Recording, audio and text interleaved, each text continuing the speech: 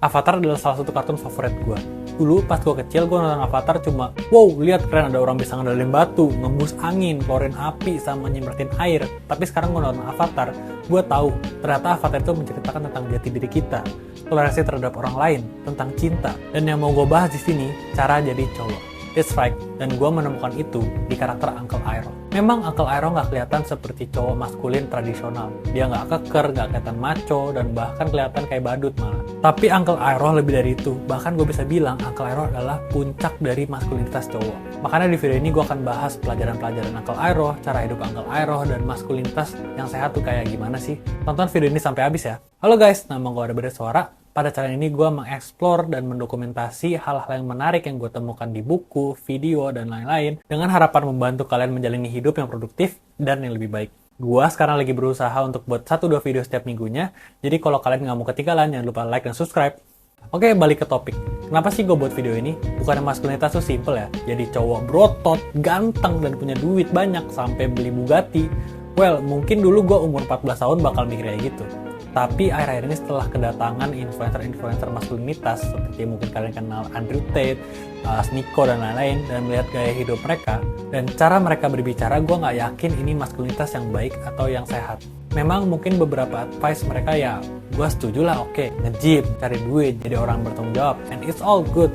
Tapi gue juga berpikir cowok nggak mentok sampai situ doang. Nggak cuman otot keker dan duit di bank lu yang menentukan value lu. I know there is something more than that.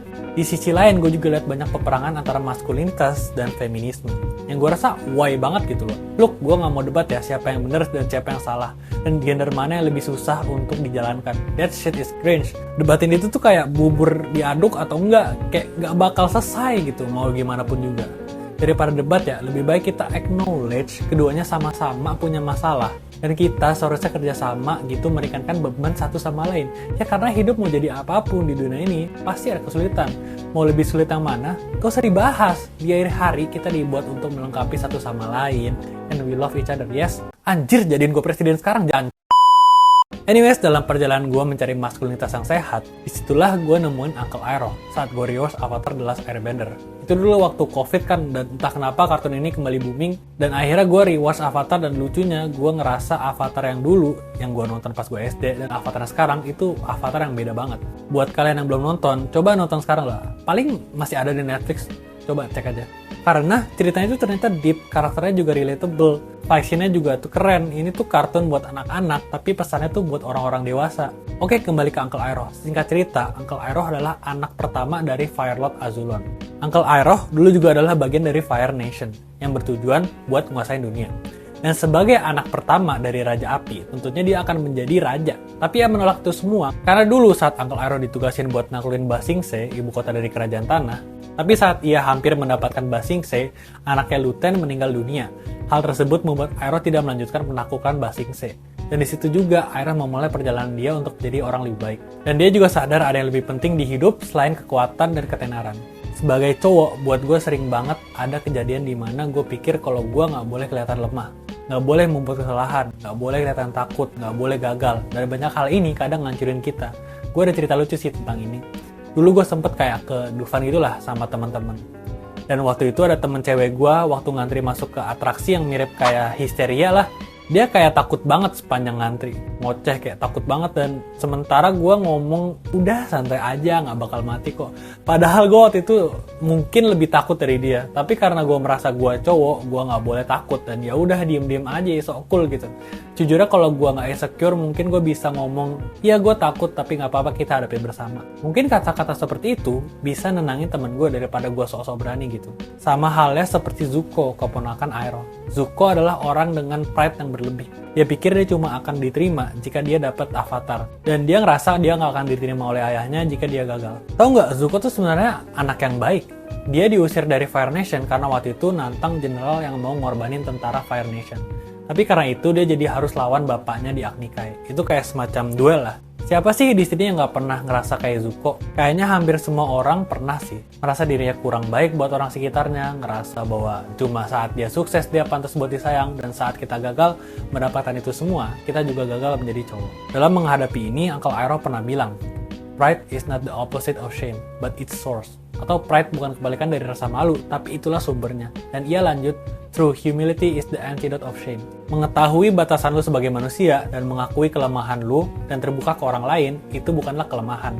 Dan bahkan itu adalah kekuatan. Mengakui kesalahan kita adalah salah satu hal yang paling sulit. Memang terdengar mudah, tapi gimana kalau kita nggak sadar kalau kita salah? Gimana kalau kita malah nyalain orang lain? Dan gampang banget buat nyalain orang lain. Tapi Uncle Iroh nggak begitu. Dia tahu dia gagal dan buat kesalahan. Dia tahu dia gagal sebagai orang tua, sebagai general, tapi dia membuat kesalahan itu sebagai pelajaran buat diri dia dan orang lain. Salah satu hal lagi yang gue suka di Uncle Iroh adalah humornya. Dan memang buat yang udah pernah nonton Avatar, Uncle Iroh tuh awal kelihatannya kayak karakter badut gitu.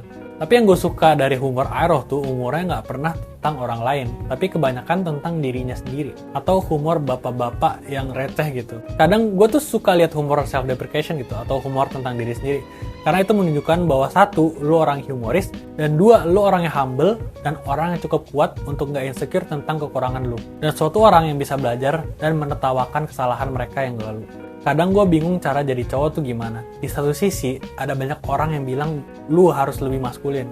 Harus kerja keras 25 jam tiap harinya, harus bisa beli Bugatti, harus bisa gulat beruang. Tapi di satu sisi, juga ada orang yang bilang nge-gym, orang yang nungguin jenggot lah, cowok mau kerja keras dan dapat uang, sebagai toxic masculinity. Dua kubu ini yang bikin gue mencari masculinity yang sehat tuh gimana. Dan gue rasa gue nemuin itu di Uncle Iroh. Orang yang kuat dan punya kekuasaan lebih dari orang manapun di dunianya, tapi dia nggak pakai itu. Dan juga seorang yang cukup kuat buat ngakuin kesalahan mereka dan bahkan menjadikannya pelajaran. Gue rasa cowok tuh mestinya ada dua mode, di mana ia harus full maskulin saat diperlukan, di saat-saat tertentu dan di saat-saat kritis, dan bisa membuat orang di sekitarnya merasa aman. Dan di satu sisi kita harus bisa jadi orang yang open, jadi orang yang idenya bisa ditantang dan cukup berani buat bikin humor tentang dirinya. Oke, sekian dari gue, terima kasih, hope this brings you to the left.